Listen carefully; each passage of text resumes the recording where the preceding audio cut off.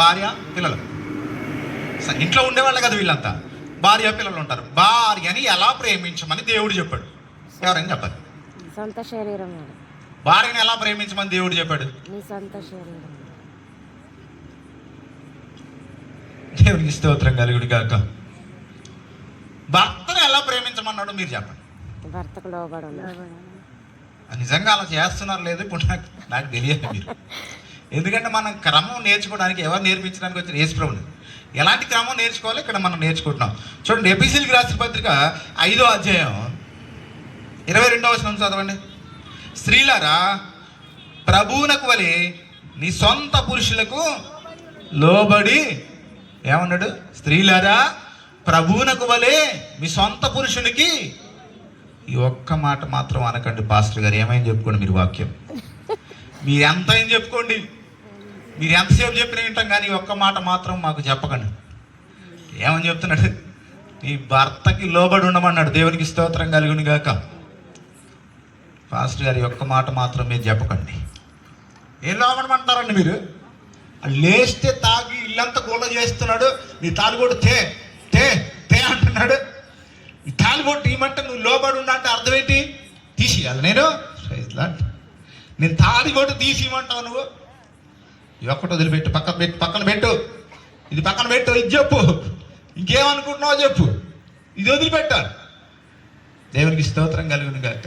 రైతులా దేవుడు చెప్పిన మాట ఏంటంటే ప్రభువునకు వలె. యేసు ప్రభువుకు మీరు లోపడి ఉంటున్నారు లేదా? ఎమ్మటే మోకాళ్ళు వేసి ప్రార్థన చేయమంటే ఎమ్మటే ఉదయం నుంచి సాయంత్రం 10 సార్లు చేసేస్తారు.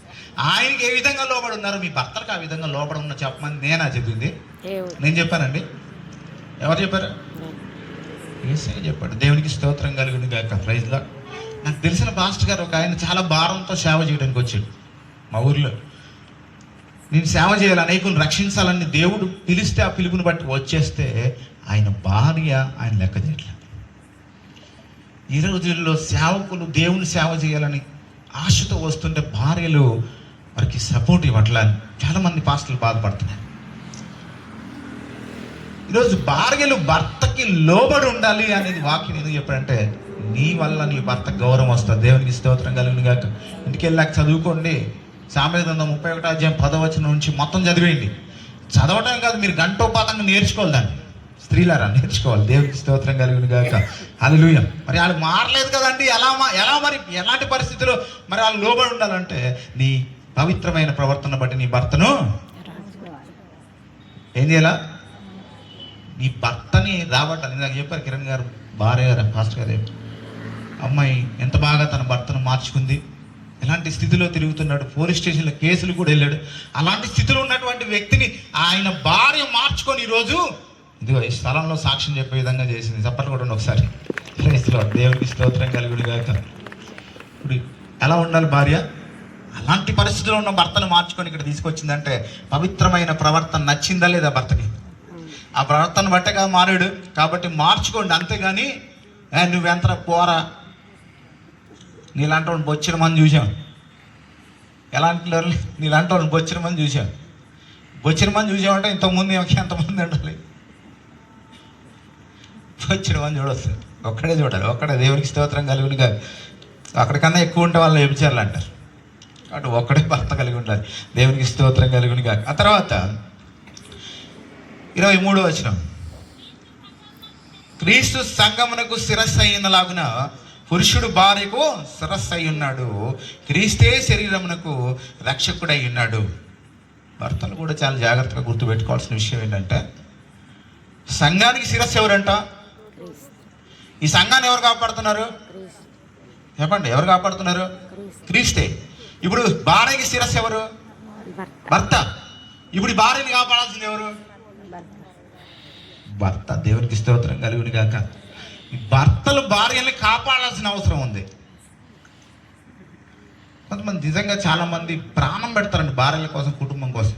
చచ్చిపోయిన వాళ్ళు కూడా చాలా మంది ఉన్నారు. భర్త శిరస్సు వాస్తవం. అది ఇంట్లో ఉన్నటువంటి ప్రతి సమస్య భర్తకే. పిల్లలకి ఏమైనా కష్టం వచ్చింది అనుకోండి, మమ్మీ చెప్పిన మమ్మీ ఎవరికి వెళ్తుంది? డమ్మీకి చెప్తుంది. ఇప్పుడు భర్తల పరిస్థితి అదే. డమ్మీ గవర్నమెంట్ చేసింది ఇండియాలో. రేషన్ కార్డు ఎవరి పేరు అండి? ముందు భార్య పేరు. మీ పేరు చెప్పట్లే, నా రేషన్ కార్డు మీద కూడా మా భార్య పేరే ఉంటుంది. ప్రైజ్లార్డ్. దేవునికి స్తోత్రం కలుగును గాక. రేషన్ కార్డు కాదు, భార్య పేరే. డబుల్ బెడ్రూమ్ ఇల్లు వస్తే మా తెలంగాణలో మొత్తం డబుల్ బెడ్రూమ్ ఇల్లు అందరికి ఎవరికి ఇచ్చారు తెలుసా? లేడీసే ఫస్ట్. ఇప్పుడు భర్త ఏమైపోయాడు? డమ్మీ. కానీ దేవుడు ఏం చెప్పాడు? మీకు మమ్మీ. ఈ కుటుంబానికి మమ్మీయే మిమ్మల్ని పోషిస్తున్నాడు. దేవునికి స్తోత్రం కలుగును గాక. కాబట్టి దేవుడు చెప్పింది పాటించాలా, మనుషులు చెప్పేది పాటించాలా? దేవుడు చెప్పేదే పాటించాలి. కాబట్టి మీ భర్తలు మీరు ఏం చేయాలి? గౌరవించాలి. దేవునికి స్తోత్రం కలుగును గాక. 2 చేతుల పైకి దేవుని మహింపరుచుకుందాం. అదే అధ్యాయంలో 28వ వచనం చూడండి. అటువలనే పురుషులు కూడా తమ సొంత శరీరమును వలె తమ భార్యను ప్రేమింప బద్ధులై ఉన్నారు. తన భార్యను ప్రేమించువాడు తను ప్రేమించుకొనుచున్నాడు. దేవునికి స్తోత్రం కలుగును గాక. పురుషులు కూడా ఏం చేయాలంట? తన సొంత శరీరం వలె భార్యను ఏం చేసుకోవాలి? ప్రేమించి పోషించాలి. దేవునికి స్తోత్రం కలుగును గాక. ఇది సొంత శరీరమా కాదా? నా చెయ్యి, నా కాలు, నా ఈ చెయ్యి సొంత శరీరమా కాదా? ఈ కాలు సొంత శరీరమా కాదా? అవునా కాదా? దేవునికి స్తోత్రం కలుగును గాక. నేను చేస్తుంది. నేను వచ్చేటప్పుడు నిన్న 10 గంటలకు నా కాలు బాగా ఒకటేసారి సాతాను ఏం చేస్తుంది అంటే, దేవుని పని చేయడానికి వెళ్ళినప్పుడు ఆటంకపరుస్తుంది. చాలామంది తెలియదు. ఏం చేయలేదు, మామూలుగా నడుచుకుంటూనే వెళ్తున్నాను. సడన్గా కాలు పట్టేసింది. అది ఆ నొప్పి ఎలా ఉందంటే, ఎముక గట్టిగా ఒత్తేసుకుంటే ఎలాంటి నొప్పి వస్తుందో అలాంటి నొప్పి వస్తుంది. నడవలేని పరిస్థితిలో వచ్చాను ఇక్కడికి. Praise Lord. మా ఆఫీసులో 25 మెట్లు టగటగా ఎక్కేస్తాను, టగటగా దిగేస్తాను. అంత బలంగా ఉన్నటువంటి కాలు సడన్గా పట్టేస్తే కనీసం ఇక్కడ నడిచి రావడానికి కూడా కష్టమైంది. Praise Lord. దేవునికి మహిమ కలుగును గాక. నేను ఒకటే అనుకున్నాను, సాతాను ఎన్ని కుట్రలు చేసినా, ఎన్ని కుతంత్రాలు చేసినా దేవుని పని ఆగదు. దేవునికి స్తోత్రం కలుగును గాక. ఈ కాలు నొప్పితో నేను ఇక్కడికి వచ్చినప్పుడు, దేవా నువ్వు స్వస్థపరచు. ఈరోజు మీటింగ్లో నేను సాక్ష్యం చెప్తా. దేవునికి స్తోత్రం కలుగును గాక. Praise Lord. ఈరోజు నా కాలు బాగా అయిపోయింది. దేవునికి స్తోత్రం కలుగును గాక. నిన్న ఈ కాలుతో నడవలేకపోయి, ఇప్పుడు ఒక కాలుతో నిలబడతా. కాలు బాగా చేశాడు. దేవునికి మహిమ కలుగును గాక.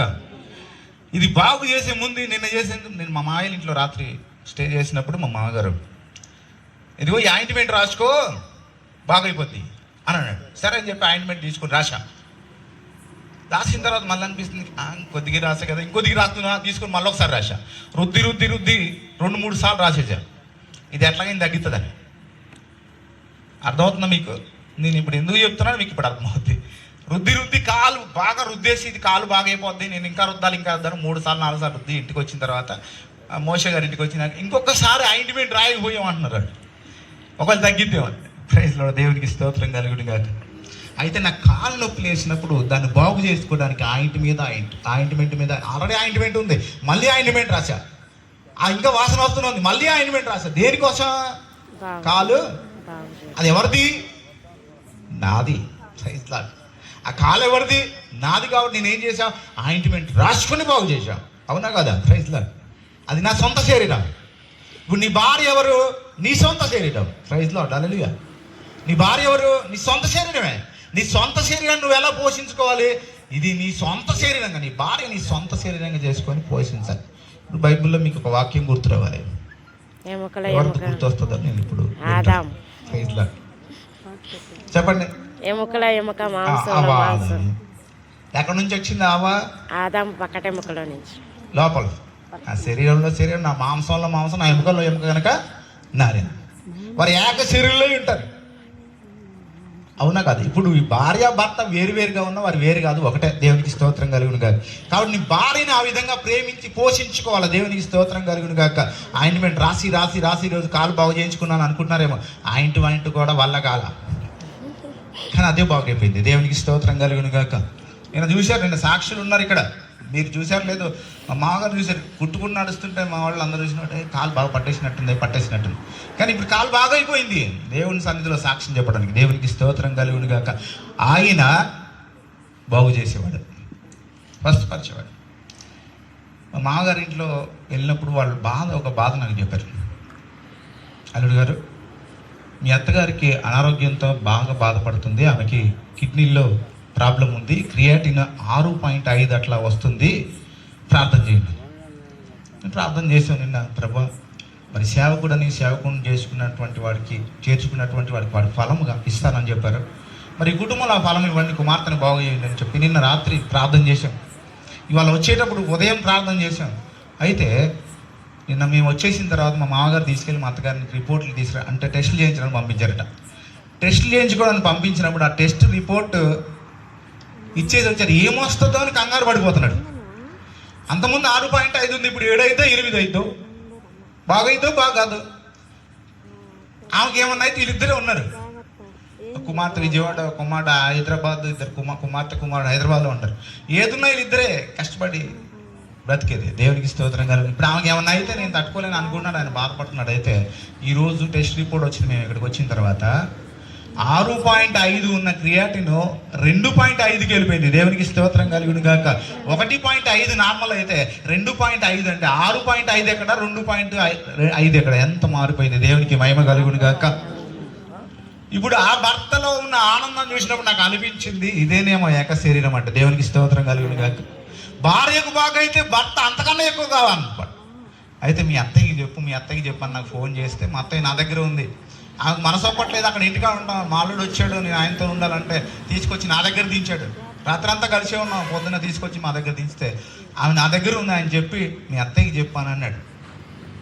అంటే అత్తయ్య నీకు గుడ్ న్యూస్ చెప్పాలి అని. ఏంటయ్యా? నీకు గుడ్ న్యూస్ అత్తయ్య అని. ఏంటయ్యా అంటే, నీ క్రియాటిన్ పరీక్ష తీసుకెళ్లారు కదా, ఆ పరీక్ష 2.5 వచ్చింది అనగానే దేవునికి మహిమకు పరిచి ఆ మంచంలో పట్టుకుని ఏడుస్తూనే ఉంది. దేవునికి స్తోత్రం కలుగును గాక. ఆ మంచంలో పట్టుకుని ఏడుస్తుంటే మా మామయ్య, ఇంకో మామయ్య ఉన్నాడు, ఆయన వచ్చి ఇంటి ఏడుస్తుంది. ఇప్పుడు దాకా బాగానే ఉందిగా, ఏంటి ఇప్పుడు ఏమైంది, ఎందుకు ఏడుస్తుంది అని అంటే, ఇది ఏడుపు కాదు మామయ్య, ఆనంద బాష్పాలు. దేవునికి స్తోత్రం కలుగును గాక. ఆమె ఆనంద బాష్పాలు. ఇంతకన్నా ముందే ఎవరికి వచ్చే తెలుసు ఆనంద బాష్పాలు? ఎవరికి వచ్చి ఉంటాయి మీరు చెప్పాలి, ఊహించి. మాయకి. దేవునికి స్తోత్రం కలిగింది. ఎందుకంటే ఆయన భార్య ఏమైపోయింది, బాగైంది. 6.5 ఉండే క్రియాటిన్ 2.5కి దిగిపోయిందంటే ఎంత మార్పు వచ్చిందో తెలుసా అండి. అన్ని పాయింట్లు తగ్గడం సాధారణమైన విషయం కాదు. దేవుని కృప. దేవునికి స్తోత్రం కలిగింది కాక. మందులు వాడితేనే జరగదు, ఇంకోటి జరిగేది కాదు. దేవుడు అద్భుతం చేస్తే ఏదైనా జరిగింది. దేవునికి స్తోత్రం కలిగింది కాదు. ఆ భార్య బాగైన తర్వాత భర్తకు ఉండే ఆనందం చూసారా, ఆ ఆనందం ఇక్కడ ప్రతి ఒక్కరికి కలగాలి. అదే దేవుడు చెప్పాడు. దేవునికి స్తోత్రం కలిగింది కాక. ఏ విధంగా? నీ భార్యకి కష్టం వస్తే నీకు కష్టం రావాలి, నీ భార్యకి దెబ్బ తగిలితే నీకు దెబ్బ తగిలినట్టు ఉండాలి. నీ కాలికి నొప్పులు వేస్తే ఎలా ఆయింట్మెంట్ రాసావో, నీ భార్యకి కష్టం వస్తే నువ్వు అలాగే నీ భార్యను చూసుకోవాలని వాక్యం చెప్తుంది. దేవునికి స్తోత్రం కలుగును గాక. 2 చేతుల పైకి దేవుని మహిమ పరుచుకుందాం. హల్లెలూయా. ఆ విధంగా భార్యని మనం ఏం చేయాలి? సొంత శరీరం వలె పోషించుకోవాలని చెప్పాడు. ఇప్పుడు కుటుంబం.